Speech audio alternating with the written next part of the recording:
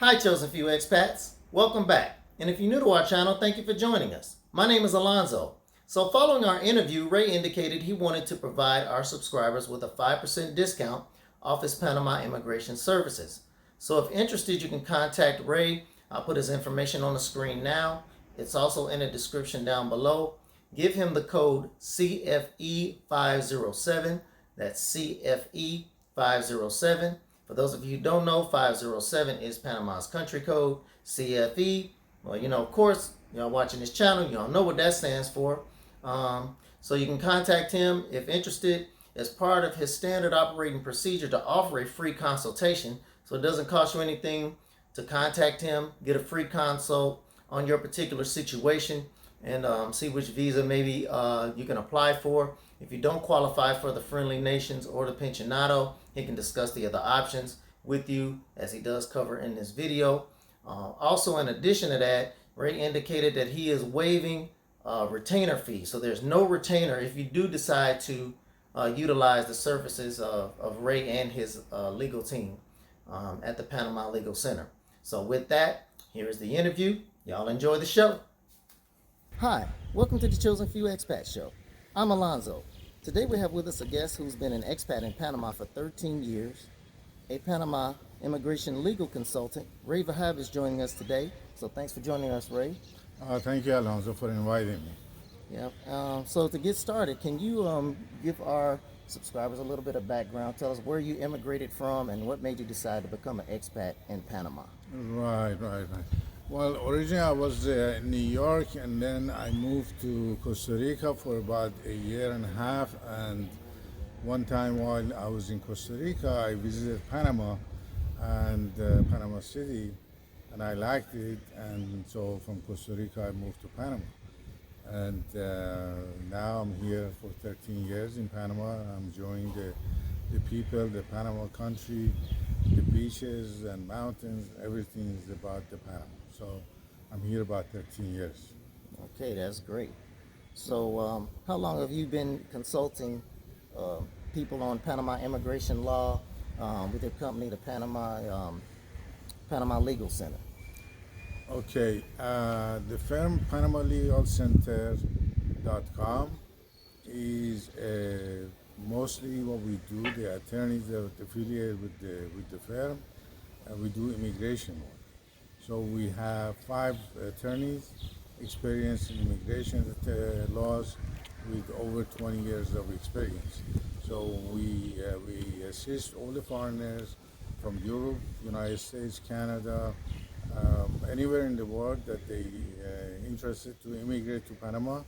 We can assist them with the immigration law and the requirements and how to proceed to get the visa, residency, and ultimately citizenship to become a citizen of Panama, which after 5 years being permanent residents, you basically qualify to be a citizen of Panama and have a passport of Panama country.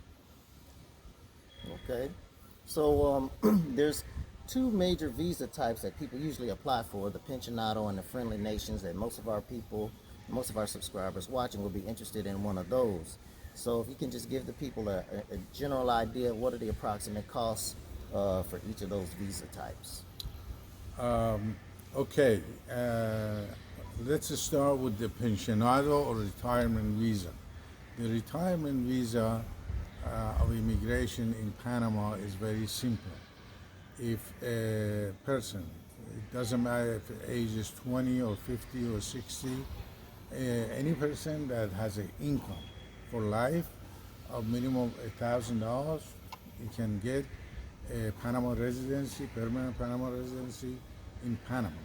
So it's very easy. You get a criminal background clearance, a police report from your country, and a document showing that you will be receiving $1,000 for the rest of your life. And the rest of the document, like a picture taking and certificate of health and that sort of things, is very standard. So once you establish that you have $1,000 minimum income, then you can apply for the Pensionado or retirement visa residency, and you can become a Panama resident. So that's the easiest way and the least expensive way to immigrate to Panama.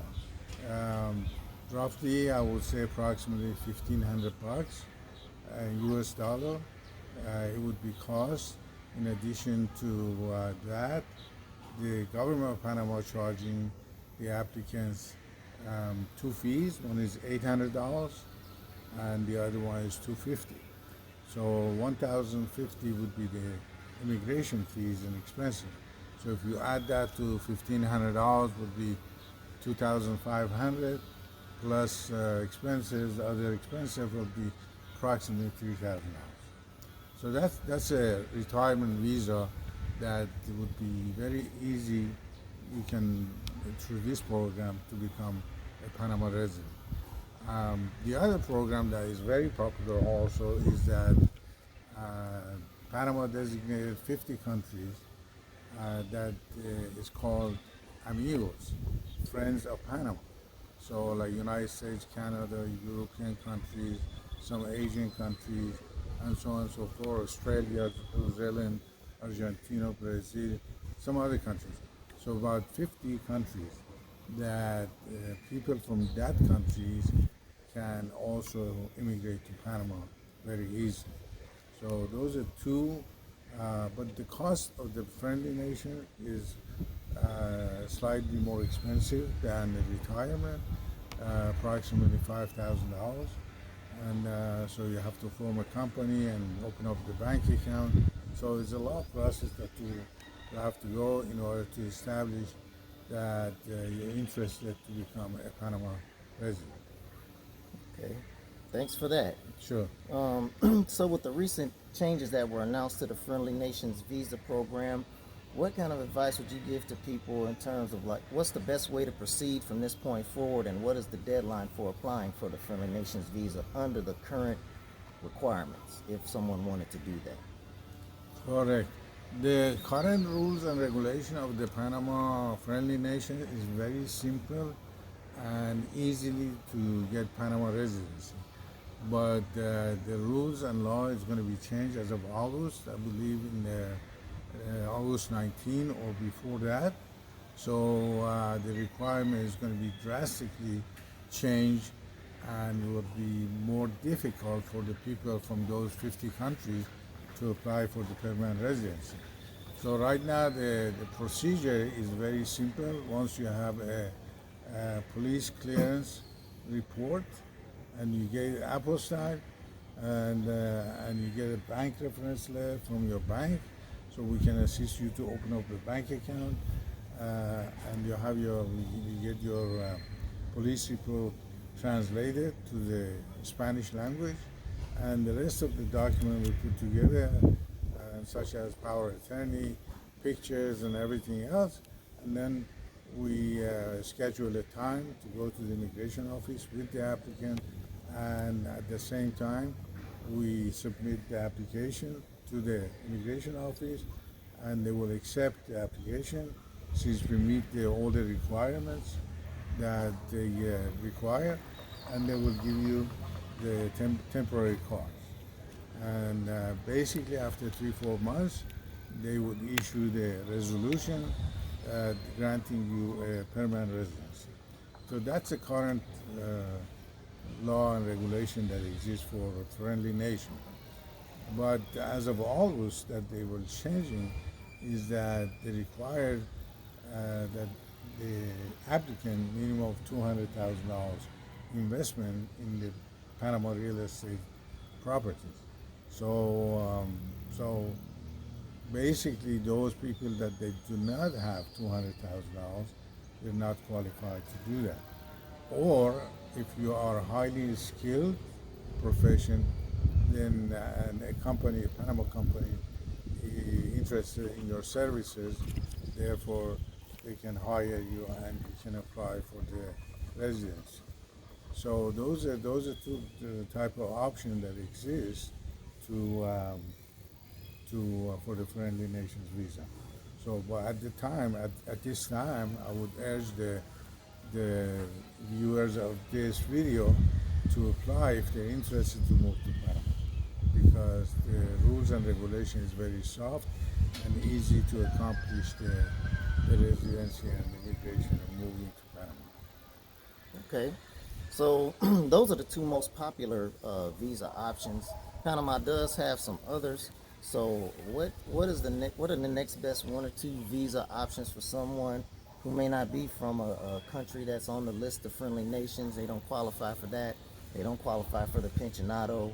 Um, Maybe not quite retirement age. So what advice do you have for them in terms of which visa maybe to look at applying for? Okay, that's a great question.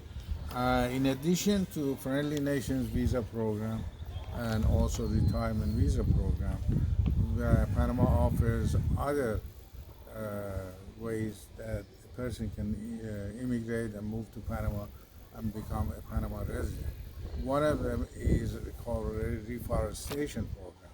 So, which means that if a person from India, which is most the applicant at this time, we get a lot of applicants from the India, country of India, that they invest minimum of $80,000 in that project and invest in the thick wood of Panama, they can qualify and become a Panama resident. So reforestation program is another way to get immigration and residency, which means that you have to invest $80,000 minimum in the teak wood or other type of reforestation. And they have mahogany also, right? Teak and mahogany, I think, get to. Right. The wood, basically. And the other one is the investment option that you have. So if you have $200,000, $300,000 more, then you can also immigrate to Panama. So that's the other option. And it's called solvency, economic solvency, and that sort of thing. So the investment program also is available for those people that they are qualified and they can make a contribution to the economy of Panama by way of bringing capital from the foreign country.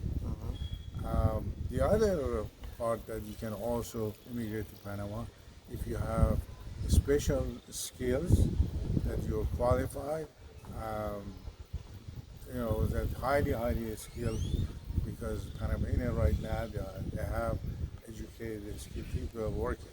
But if you're highly skilled in some areas of marketing, or I don't know how to identify them, but then a company, Panama company, interested in your services, that also would be another option that you can do.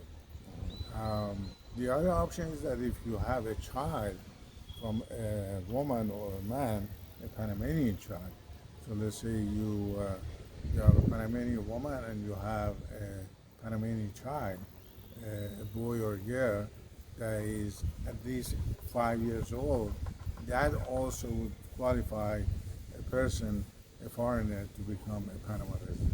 But the child has to be 5 years old in order to qualify the foreigner to file for residency. Okay, so that's another, and also the employment, as we mentioned. The other option also, if you marry to Panamanian national, then also through your wife, or to your husband as Panamanian, you can apply and get Panama residency. So those are really most popular programs for residents. Thanks for giving insight on that, because the Friendly Nations and the Pensionado are the two main ones that people talk about all the time. And we have recently encountered some folks who are not from one of these friendly nations, who's not retirement age, who's like, hey, what kind of options do I have to come to Panama? So it's great for you to offer that insight. So what do you think is the potential impact of the COVID pandemic on this process, these visa approval processes in Panama, and what's typically the approximate time to go through that approval process, say pre-pandemic and now? What do you think has been the impact? Well, the impact was great on the Panama immigration. Since the March 18, 2020, that we started declaring emergency pandemic about the COVID-19. So Panama shut down all the airports and everything, and the government offices basically was shut down. It was a lockdown, and nobody was coming to Panama or leaving the Panama unless special planes and that sort of thing, emergency planes. Otherwise, commercial planes and everything was blocked, and no one can leave Panama or enter Panama. So until recently, that the quarantine was lifted, and basically a plane can come in and go out. So thank God for that. That pandemic has not been really devastating to the Panama, because some countries like India or some other country has been affected heavily. But Panama, fortunately, they took measures and health measures, and the people wear masks and so on and so forth. So basically, during those time that was a quarantine, nobody could immigrate. But now that they lifted the quarantine, we see a lot of influx of people coming from all over and interested to move to Panama. So basically, I would say that right now the process is the same as pre-pandemic, and anytime that we have application, we go there and we get a number for application, and we submit, and they do the process. So the immigration office, pretty much, I can tell you, is very efficient, and they do their work. Once our lawyers submit the application properly and follow the requirements, and we get all the work that we do is basically all the immigration work that we do is guaranteed. So there is nothing, if we accept an application, that means that you're qualified for that program, and we can pursue and follow the law of Panama and get your permanent residency. So basically we can do that no problem at this time. Okay, that sounds great. I wonder if you can maybe give our subscribers just a little bit more insight in terms of, so somebody sitting at home right now, they're watching this, they want to apply for Friendly Nations. What is the first thing they need to do, like right now? What do they need to do? They haven't started anything. What's the very first thing they need to do? Okay. The first thing that I would tell the viewers to do is get a clearance, police clearance report. That is a must for any type of immigration to Panama, whether friendly nation or pensionado or marrying to a Panamanian or any type. You need to have a police report, clearance from police report. If you're from the United States, you have to have an FBI report. So that's the only difference between other countries and the United States. Panama requires FBI report for citizens of the United States, but from other countries like Europe or Asia or any other countries, only they need to get their police report, and so we need that. Once you have the police report, you have to get an apostille through Panama consulate, or European have a different way that you can get an apostille. So those are two things that you get your police report and get apostille, because that is the must requirement. So that is the document what we need. We must to have that with the documentation that we submit for permanent residency. In addition to that, for opening a bank account, the bank requires a reference letter from another bank. So you're banking from United States and banking with the XYZ bank. You ask for a reference letter. They give you a letter, a simple letter that XYZ person has an account with us at this time. So that's the only thing that it requires, that you have a reference letter. So those are two things that we need, and bring with your passport from anywhere you're coming from, and then the rest of the documents we put together here in Panama. Okay. So that led me to one other question that a lot of people are going to want to know is, like, when during this process do they physically have to appear in Panama? Because through this they can provide power of attorney to get some things done, but at what point in the process do they have to be here? Okay, that is a very interesting question because a lot of people they don't know this, but uh, we need the applicants come to Panama, stay in Panama through the process. So once you have your police report, apostille, and a bank reference letter, you need to come to Panama, and we have to go to Notary Public to sign the power of attorney to one of the attorneys that we have, and so this way we can start the process. So you have to be here, then we form the company for you.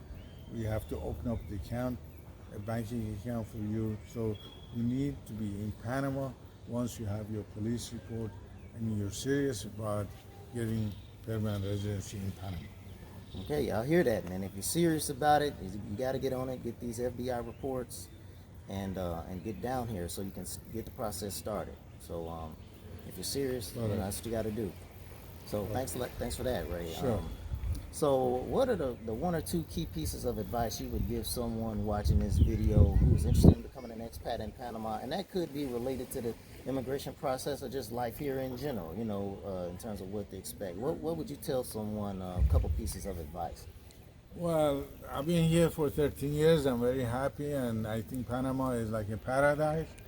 And if you're looking for the rest of your life to enjoy an easy life, Latin culture, and relax and enjoy your life, I think Panama is a good destination to come, and it's very affordable living expenses. It's not like Europe or United States that is very expensive, and the cost every day is increasing. Panama inflation is very minimal, so it's really cost effective, and you can live. If you can buy a house, a condo, or rent it, and maintain residency here, and you have some saving, or you can perform some work. So I would say that Panama is a good destination to come, and I've been here for 13 years, and I'm very happy. And I recommend Panama to anyone who's thinking about moving to Panama or changing domicile as far as where they are right now. Right. Well, thanks for that. One other place we were considering is Colombia, and then we were also going to look at Costa Rica. And I didn't realize that you spent some time in Costa Rica, so people may want to know or have some interest in that. Like, what do you see as the comparison between Panama and Costa Rica, or what are the advantages of one versus the other, plus and minuses, you think? Okay, there are, with respect to Costa Rica, the advantages that Panama offers to the retirement and also non-retired people is that it's a tax haven. Panama, let's say if you have a business online or if your clients are foreigners, Panama does not charge you anything. You don't have to pay any taxes to Panama. But Costa Rica does not have that option, so you have to pay taxes to the government of Costa Rica. The lifestyle is different, the culture is different, even though it's a Latin country. But the tax implication of Panama offers very, very, very exemption to all the foreigners that they want to work and their clients is online or outside Panama. So I think the tax implication is very important. The other part is also advantages that Costa Rica doesn't have or Colombia don't have is retired people. Retired people in Panama, they are very happy, and a lot of people that they retire, they come to Panama because they enjoy 25% discount on the healthcare, on the food, on the medication, and just about anything, on the dental care, Medicare. So it's 25%. So if food costs $10, you get 25%, which is $2.50 off of your food. So you only pay $7.50. So for retired people that they live on the budget, I think that's great with 25% discount. So Costa Rica or Colombia doesn't offer that. And I think that the other factor that I consider, because I was in Costa Rica for a period of 1.5 years, and I decided to Panama. I like the culture of the Panamanian.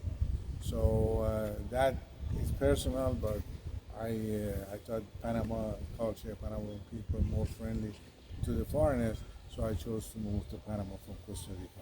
So those are issues that I think that Panama is more advantageous to Costa Rica and Colombia. Okay, thanks for adding that, Ray. Appreciate it. Those are still a great places to visit. We still plan on visiting those places, but we landed in Panama for obvious reasons as well. We just want to ask you that since you got some actual experience living in Costa Rica. But I want to thank you for all the information you were able to give our Sure. subscribers today. And Absolutely. before we get out of here, can you tell our people how to reach you and the lawyers at your company to get the Okay. process started if Sure. they're interested, your website, contact information. Right. Right. You can go and visit www.panamalegalcenter.com. That is panamalegalcenter.com. It's a website. We have a lot of information. If you have any question, you can write to us. And also you can email us at info@panamalegalcenter.com. If you have any question, any consulting is for free. And our attorneys are experienced more than 20 years, and we're ready to serve any type of person that is interested to move to Panama. Don't hesitate to write and consult with us free of charge. No problem. Yeah, and no retainer, right? No retain. Hey, can't beat that, folks. Come on now, no retainer. You know, free legal advice. Contact Ray. Get the information. Get the process started if you're interested. And we're going to put Ray's information and information on the Panama Legal Center in the description down below. So we want to thank you, Ray, for joining us today. We normally have a couple of other segments. I usually do like a Panama Sabius. It's like a Did You Know? But unfortunately, I didn't really prepare that today. So I'm going to put that information immediately after this video so we can continue to learn something else about Panama. And thanks for joining us today. Thank you, Alan. My pleasure. We'll see you. Okay, thank All you. right, buddy. Okay. All right.